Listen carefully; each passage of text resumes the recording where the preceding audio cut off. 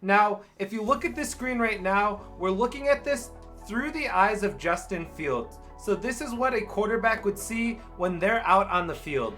Now, can you spot the open receiver that we're trying to attack in this coverage? Welcome back to XP Camps. We educate the next generation of athletes about sports through gaming. If you're looking to improve your football IQ this offseason or find an affordable way to support the content we do here at XP Camps, I recommend you check out our courses at xpcamps.com.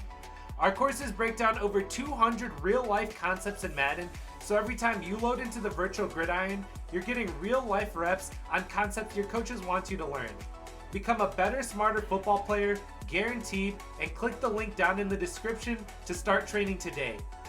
Now, let's jump back into the video. So the first thing we could do is use the colorful play arts provided for us in Madden in order to break down these concepts. Now, if you watched a video on our channel in the past where we've broken down zone coverages or passing concepts, you may have seen this before, or if you're a football-minded person who's played Madden in the past, then this shouldn't be anything new to you. But if you're new to football and you're looking to learn more about the game, this is how you can use Madden in order to increase your football IQ.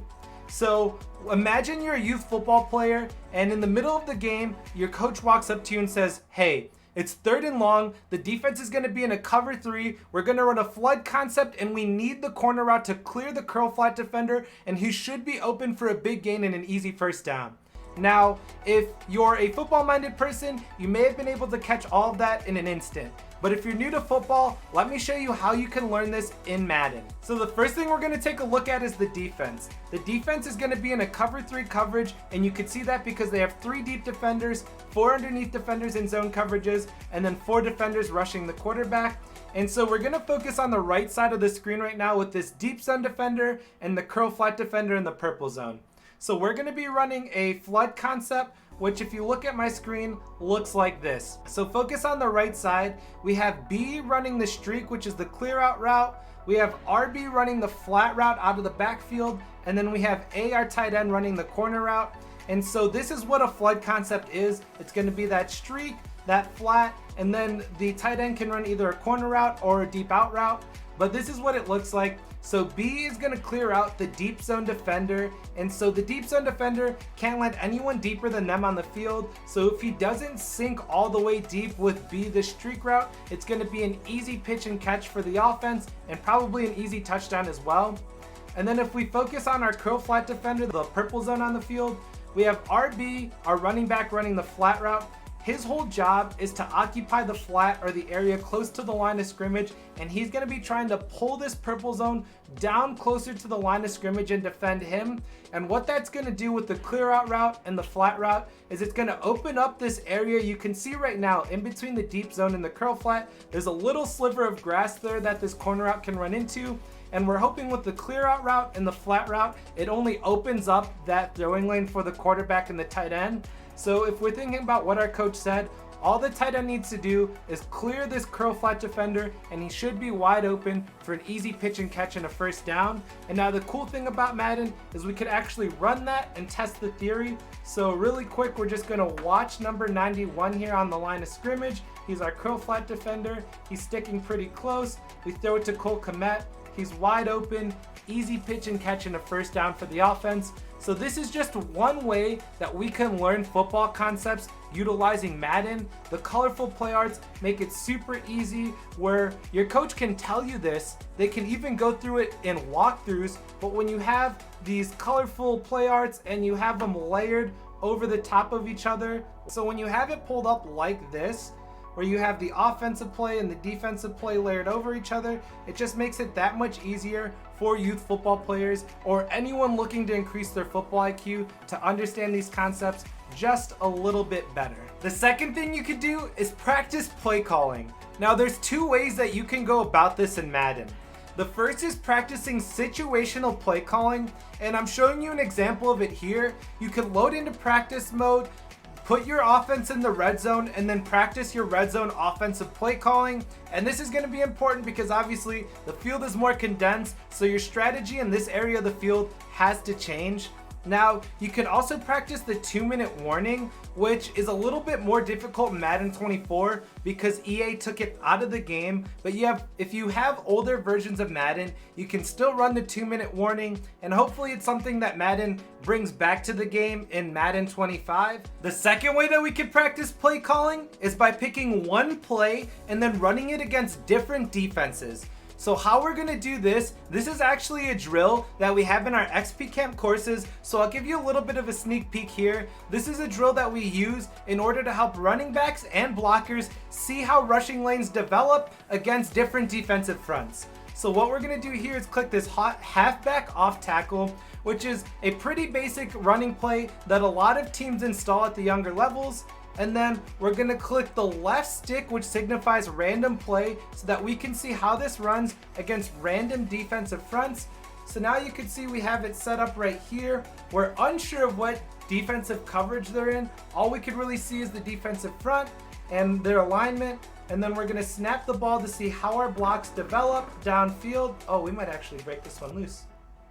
Okay, so we have a pretty good pickup right there, but now you can see when you go back to the line of scrimmage, now you're facing a completely different defensive front, but you're still in that same halfback off tackle. So it's gonna be an easy way where you can just see how you should be blocking when facing defensive fronts. Now this is super helpful for both blockers and rushers because blockers can start to see if you only practice how to run that play against one defensive front. When you go to play a different team and they're running a different defensive scheme, your offensive line may be confused because this isn't what you saw in practice. Well, now this is a way where they can see the same play run against several different defensive fronts, and it just makes them more mentally prepared where now they know, okay, this player may be lined up a little bit wider and I need to kick block them out instead of seal them off, or vice versa. So this is just a nice way for you to get your offensive linemen and your rushers to see how these blocks develop against different fronts.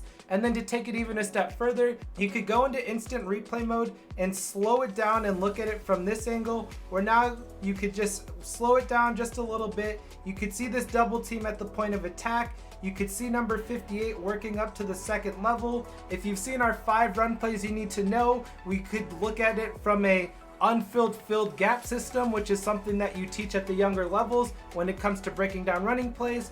All of that, again, break down in our 5 run plays you need to know. But all you need to know for this drill is this is how you could practice run play calling in Madden, is just having your run play that you're actually gonna run in real life run against different defensive fronts so that your offensive linemen and rushers can start knowing what it looks like when you see different defenses. The third thing you could do is practice game and clock management. Game and clock management is critical to the success of a football team. So what is the best way that you can get good at managing the clock in the game? Well, the first thing you could do is learn by doing. Coaching through these scenarios is often the best way, but only playing once a week in the fall, it can take years to build up the experience necessary to feel comfortable managing every type of scenario. The other route you can take is by watching film. Watching film and seeing how others do it can also accelerate the learning process, but having access to film can be tough, and watching all of that film can take hours to do. The third thing that you could do is practice through this simulation, but rather than having myself explain it, I'm going to take a clip from the Pardon My Take podcast where they're interviewing the 2024 Coach of the Year, Kevin Stefanski. And so let's hear what he has to say about practicing game and clock management through Madden. Yeah, timeout aspect of the game. Do you ever, I've always said that like coaches should play Madden in the off season just to put yourself in those game situations. Honestly, so I grew up playing Madden. I really believe our generation is maybe a little bit better at game management because we've done that, because we know when you're down 10, you got, hey, we're going to kick the field goal now, and then I'm going to get the onside, I got to get the 7 later. I do think all those games, I know it's silly, but I do think that all helps when it comes to game management. If you're enjoying this content, we've created 2 free ways that you can support what we do here at XP Camps. The first is by dropping a like and a sub. Again, it's free and it lets us know that you're enjoying the content that we're releasing on this platform. The second thing you could do is go over to xpcamps.com and check out our free course that we just released. It's labeled Everything You Need to Know About Football, and it covers things such as man coverages, zone coverages, route tree, and much more. So again, if you're enjoying the content and what we do here at XP Camps, you could sign up for our free courses over on our website, or just drop a like and a sub. All of it supports us a ton and lets us know that you want to continue seeing more content just like this. But now, let's jump back into the video. So the fourth thing we could do is utilize the unique camera angles that Madden provides us in order to help players understand spacing on the football field better, and this is what I mean. So right now, we're trying to teach our quarterbacks that they can attack the space above a linebacker but beneath the deep defenders in a cover 3 coverage, and we're going to do that utilizing a deep crossing route. Now, if you look at this screen right now, we're looking at this through the eyes of Justin Fields. So this is what a quarterback would see when they're out on the field. Now, can you spot the open receiver that we're trying to attack in this coverage? If you don't see them right now, it's okay. I'll show you how we can understand this concept a bit better. So if we just take this camera and move it over here and we zoom out and we get a bird's eye view, now you can see that Darnell Mooney is actually wide open in the space just above the linebackers, but just beneath these deep defenders in a cover 3 coverage. And so from the camera angle that we have with Justin Fields, it's hard to spot that. He's buried a bit behind Cole Kmet. Now obviously I did this a bit intentionally just to make it a bit more challenging, but we as fans sometimes forget what players are seeing on the field. It's easy when you're watching from home and you have that bird's eye view camera and you're yelling at your TV saying, how could the quarterback possibly miss that open receiver? Well, we forget that this is the angle that they're seeing the field from. So when we're able to zoom out and look at things from a bird's eye view, it just makes it a lot easier for players to understand what the spacing looks like, how plays are going to develop downfield, because we may not always have access to these camera angles. In the NFL they do, in college football they do, maybe even high-end high schools like IMG or Matter Day have access to these types of camera angles, but for the vast majority of youth athletes and high schools across the country, they don't get that bird's eye view of what the field looks like, and so it may be hard for these players to visualize the spacing between a linebacker and a defensive back, or how much space they have underneath to attack in between the D-line and the linebackers. And so zooming out and looking at these concepts from a bird's eye view is just another way we could help players understand spacing, understand where they should be on the field, and it just gives them another way to look at the football field. So the fifth thing we could do is help players understand how their roles and responsibilities impact the greater picture of what you're trying to accomplish on the football field. And this is what I mean. So for this example, we're going to look at defense, and our defense is going to be in a cover 3 coverage, and we're going to be facing a levels play or a levels concept, which is a concept we cover over in our intermediate offensive ebook. Now, what we have here is our inside receiver is going to be running a deep dig route, and then this receiver right here, Darnell Mooney, is going to be running a shallower dig route. And so we're trying to put this defender right here into a high-low read over the middle of the field. Now let's say the entire game our middle linebacker has sunk and has taken away this deep dig. So we've seen this play a couple times already, and we've just given up the underneath dump off to the wide receiver. Well, now we could throw a little bit of a wrinkle, and we could have number 7 be a bit more aggressive and sink on this underneath throw and potentially make an interception or break up the pass, but they can make a calculated decision to break up this pass underneath, and here's why. So number 7 understands, thanks to the colorful play arts that Madden provides us and using Madden as a tool to break down these concepts, number 7 understands that he has help right here with number 59. Number 59 is also going to be in a hook curl zone. So if we look here, even though he bails out on this deep dig route, if Justin Fields were to throw it or throw it a little bit late, he's throwing number 19 right into number 59, where number 59 is actually underneath this route. So he could either pick it off if it's thrown late, or if it's thrown on time, he could still put a big hit down on number 19 to potentially break up the pass, or at least make the team think twice before throwing over the middle of the field again.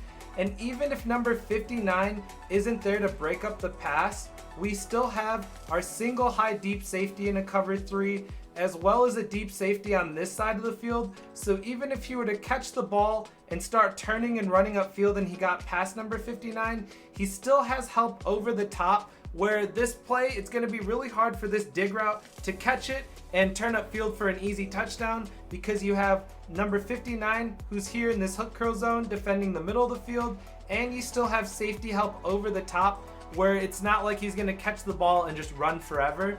And so with number 7 understanding where his help is, he can take a little bit of a wrinkle or take a little bit of a gamble later in the game where we've already given up this underneath throw a couple of times.